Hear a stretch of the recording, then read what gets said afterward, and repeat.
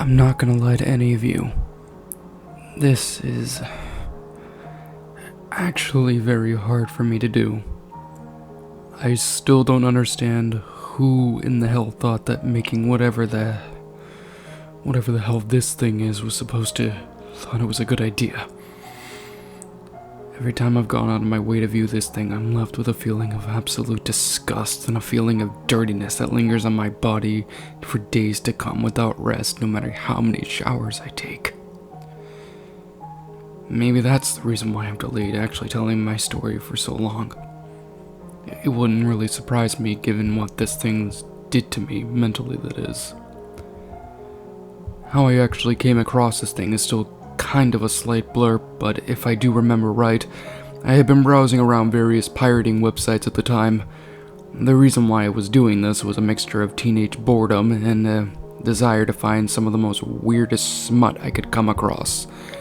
I had actually managed to find a few things that had kind of sparked my interest, but looking at the actual movie titles themselves that were there, and the comment sections warning me about the various viruses provided, I quickly feigned away and kept on looking.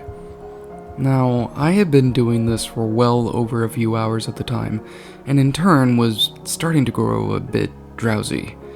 This had caused me to misjudge the position of my mouse, and for whatever reason, I wound up accidentally clicking on some random link, which started downloading something to my computer's main hard drive.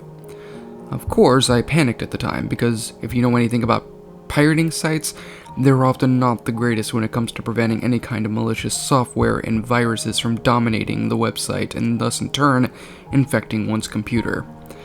I would have cancelled the downloading files, but by the time I had finally gotten out of my panic into the files, they had already downloaded and were located in where else? My video file folder. Cursing myself for the 5th time that night, I clicked over towards the files that I had downloaded just to see what kind of Trojan I had infected my computer with. Thankfully, I managed to luck out a good bit, and nothing was there. At least, nothing that I could tell at that moment, that is. That honestly seemed hostile, computer-wise that is. However, the actual video files that I had wound up coming across was actually a compressed zip file entitled PD14.zip. I, of course, was kind of hesitant to even bother opening the files up, but given how my computer hadn't exactly offed itself just yet, my 17-year-old brain decided that it would be a great idea to just check it out. So I unzipped the file successfully and checked on what had awaited me. What I wound up seeing were 4 videos entitled PD1SBSP.WMV, PD2SBSP.WMV, PD3SBSP.WMV, and lastly, PD4ALTSBSP.WMV respectively. The episodes in questions were all at least 12.5 minutes long in length, and given that there was a new number after each PD, I assumed that whatever it was either a movie of some sort or possibly a special. Seeing as how I hadn't had anything else better to do that day, I clicked on the first vial and waited for VLC to open up and play it. What I was greeted with next wasn't just a surprise for me, it was actually kind of funny in retrospect. I was greeted with the one and only theme song for the show's Spongebob SquarePants. The whimsical tune that had shaped my childhood years back now was playing through my headphones with its upbeat pitch. I won't deny the fact that I was a little bit shocked at first at what I had just found, but looking back in the title, I guess it was kind of self-explanatory, given the fact that SBSP probably, meant what it was, and thus in turn was a dead giveaway to begin with. Now, normally for something that would be this long, I would have just provided a summary of each part of the episode, but given the messed up nature the episode was, I've ultimately decided that doing it in a summary would be a bit of a disservice for those reading this post. And if for some reason, after posting this, it happens to get deleted for obvious reasons, then I trust that at least a few of you out there will be smart enough to archive this piece as I want everyone to know about the sick fuckery that goes around in Nickelodeon studios. Once the final scene of SpongeBob playing his nose for a flute had finally concluded, the scene then cut to show the main title card that graced itself at each and every episode of the show. The title, however, caught me a little bit off guard a bit. It was labeled Patrick's Diabetes. No, you didn't just hear me wrong. That was the actual title of the episode. Then again, I can't really be too shocked at the idea, given how SpongeBob at that time had already started to go down in quality after season 5, so the writers coming up with an episode like this really wasn't that much of a surprise to me.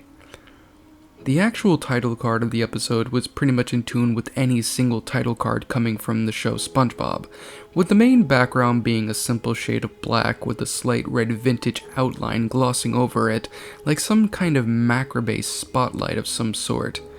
The primary font of said main title was just as simple, with the top part of the word Patrick's being colored in a soft ruby red color, and the other word below it being a soft page white that contrasted from the black that was surrounding it.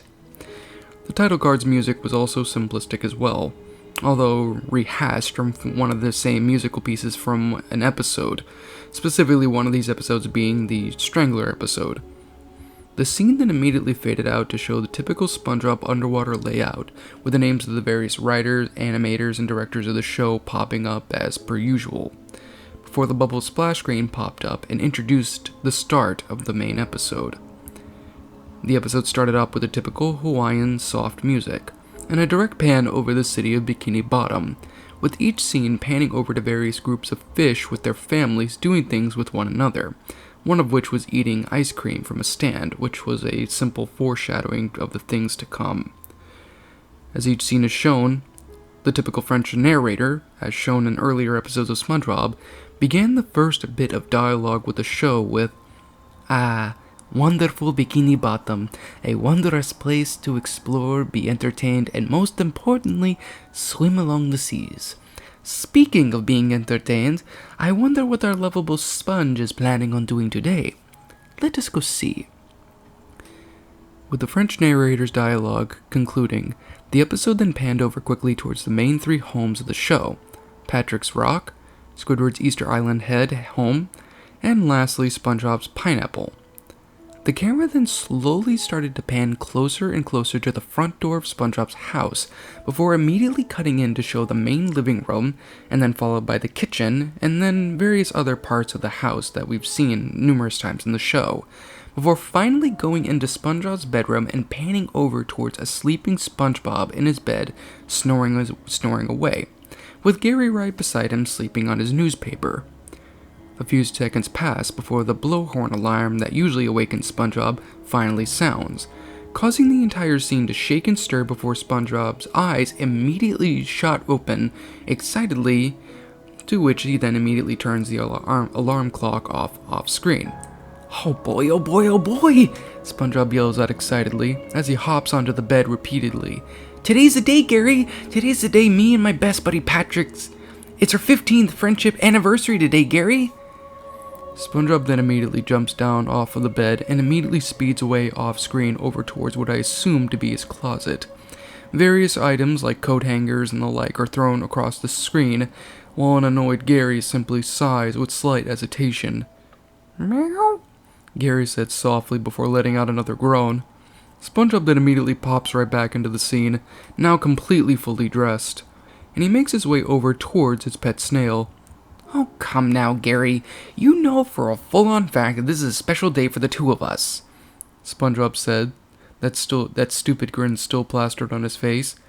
"Meow, meow, meow," Gary says, obviously asking a question. "Well, Gare Bear, I'm going to be taking both me and Patrick to a special all-you-can-eat ice cream buffet at one of the best ice cream parlors in town, Goofy Goober's Ice Cream Party Boat."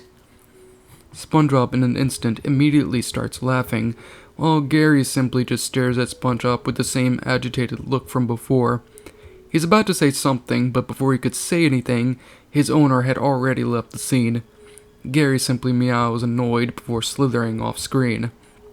The scene then cuts to show SpongeBob putting on the Goofy Goober party hat that he had, the one that's specifically shown in the original movie, and gathering a few other things like some money, his wallet, and a few other items and such, and putting it into his various pockets, humming the Goofy Goober theme song as he did so. Meow, meow, meow, Gary says. SpongeBob then immediately stops and gasps and turns around to face Gary with a rather shocked expression plastered onto his face. Gary the snail! Did I just hear you correctly? Did you seriously just call Patrick a scoop of strawberry ice cream? SpongeBob asked, very sternly. Meow! Gary responded back. I can't believe that you would say something like that, Gary. You know it's not right to talk about someone's weight behind their back. And even then, so what if Patrick's a little bit round? It's not that big of a deal. We're supposed to have an amazing time together. Meow, meow, meow, Gary responded back. SpongeBob's face immediately fell into one of annoyance as he responded with, Gary, it's just one day of eating ice cream. I don't know why you're acting like this, young man, but I have half a nerve to take away your treats for a week for saying such an awful thing. SpongeBob was about to continue his talk, but the sound of a watch alarm immediately caught him off guard. The scene then immediately cut back to SpongeBob opening up his front door and walking out, only to pop his head back in for a moment before saying, We'll talk about this later, Gary, but until then, you need to think about what you said, and I expect an apology from you when I get home tonight. You hear me? And with that, SpongeBob immediately closed the door shut, while the sounds of his shoes making their trademark squeak sound faded away. The camera then cuts back to Gary before he simply rolls his eyes and meows once more, before making his way off screen again, very likely to watch TV. The scene then bubble transitions over to show SpongeBob making his way over towards Patrick's house, before knocking on it a few times. Almost immediately, Patrick's rock flings open, only to reveal Patrick dressed to the nines when it came to everything relating to Goofy Goober. Hell, he even had a full-on Goofy Goober-themed tuxedo and cufflinks to boost. SpongeBob, rather surprised, says, Wow, Patrick, you really do know how to dress up. Well, it's our friendship anniversary, isn't it? Patrick says, a big grin plastered on his face. I'm actually surprised you remember that, Patrick, SpongeBob says. You normally forget about our plans to go out and do stuff together. Well, that might be true, SpongeBob, but I made sure to remind myself today, Patrick said before the scene transitioned over towards a flashback sequence. The sequence itself showed Patrick groggily walking around his home, doing various everyday tasks like taking out the trash, eating breakfast, and washing himself. However, the only main difference was a plethora of sticky notes of various sizes, shapes, and colors, all littering and sticking to pretty much everything. Even the shower sprayed sticky notes onto Patrick instead of water, all of which were reminders of their friendship anniversary. However, Patrick, in his typical brand of stupidity, fails to heed the messages, at least until he wakes up the very next day with a giant mallet coming crashing down onto him with a large sticky note as he sleeps in his bed, all of which leading him to say, "Oh," before the scene cut back in. Wow, Patrick, you really do know how to remember things, I guess, SpongeBob says excitedly. Now come on, Patrick, there's an ice cream buffet at Goofy Goober's with our names on it. Patrick and SpongeBob then cheer for a bit before SpongeBob turns over towards Squidward's house and yells out, "Hey Squidward, you want to come and get some ice cream?" Squidward, as a response, immediately kicks out 2 sets of boulders from his windowsill, which in turn lands next to the 2 with the paint on them reading, "Never," and "Go away." The 2 are silent for a bit before shrugging and running into the next scene, rather excitedly. The scene then transitions once again with the bubble transition screen to show the interior of the ice cream parlor. A variety of fish, from young to old, are all seated in various chairs and booths throughout the restaurant, some of which were eating ice cream, while a grand majority of them were looking at the right side of the scene with an expression of both shock and awe on their faces.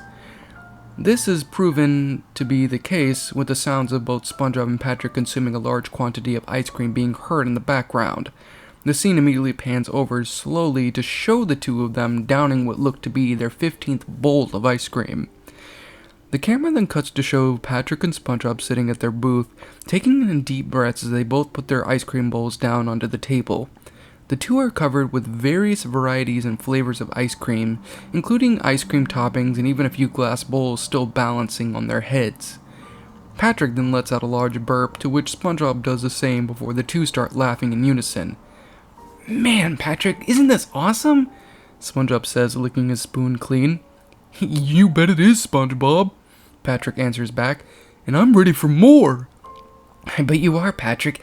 Here, I'm gonna go to the buffet table to get us some more ice cream," Spongebob says as he hops off the booth and goes off screen.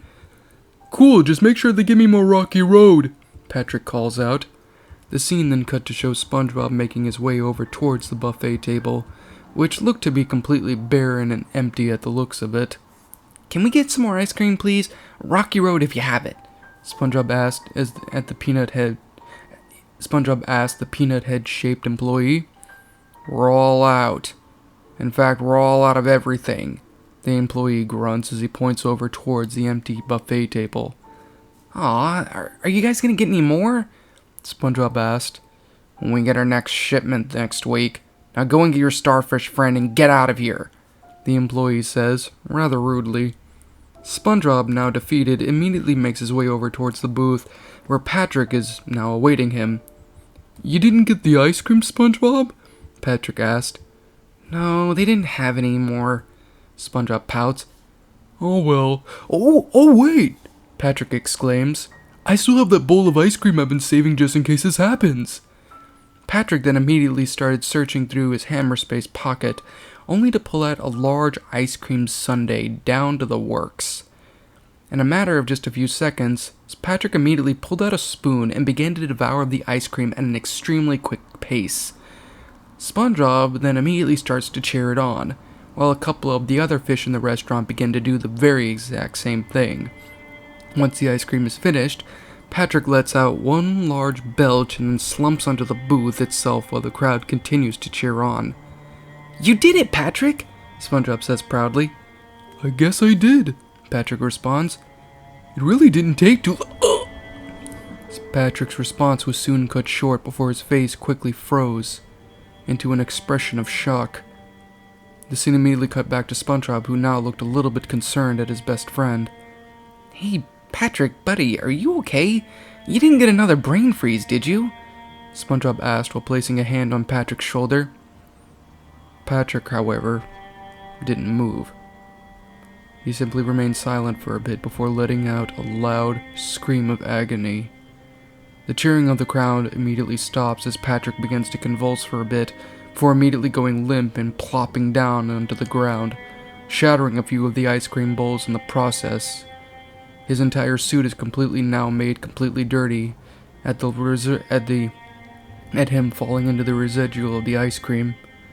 SpongeBob, now in complete panic mode, jumps from the table and rushes to Patrick's side. Patrick! Patrick! SpongeBob says, shaking his best friend repeatedly. "Patrick, come on, wake up! This isn't someone call 911! The scene then cuts to show Patrick being rushed into an emergency room of the main hospital. Doctors of various forms are talking over one another, which made the scene a lot harder to try and understand. As they do so, SpongeBob is running right behind them, but just as he's about to run to the emergency room of his best friend, he was immediately stopped by a doctor, specifically Gilliam. "You can't go in there, son," the doctor said. "You need to wait for a good bit. We have to work on him." But I can't. My best friend is there. He needs me," SpongeBob says, panicking as he chews on whatever item he can find. "Just give it some time, son. He'll be out soon, I promise," the fish doctor says. He immediately pats SpongeBob back on the back and immediately runs back into the main operating room. A few seconds go by. SpongeBob is just left there on his own. Tears start welling up in his eyes as he just stands there in the hospital lobby. What happened?" SpongeBob thinks to himself. Did I do something? Did that ice cream poison him? Oh, I hope he's okay." SpongeBob's echoing voice to signal his thoughts immediately stop. He immediately starts pacing back and forth repeatedly, but is soon ushered to sit down in the main lobby area by the head nurse that was sitting next to the office area. SpongeBob immediately sits there and just stares at the operating room. He takes a deep breath and then mutters, "Please be okay, Patrick." The scene then immediately cut out to the hospital once more, before fading out, and then immediately going back to the next bubble scene. This in turn concluded the first part. I was ready for the second part. In fear and surprise, as your eyes widen, your mouth goes dry with each battered breath. You try to scream, your mind begs to leave, glued to your computer screen. The killers they slash, the tapes burn and crash.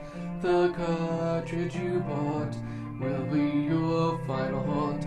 The rituals of hate will seal your fate. The tears you shed will be from the fear-gripping, horror-driven, nightmarish, gore-filled, terrorizing, hateful, burning, violent, rage-inducing, knife-slashing, blood-splattering, silent screams. Only time will tell if you will escape this online hell. Your horror-filled obsessions will come with its own regressions. Your pathetic screams will not be heeded in any way, because your nightmares will come at any day.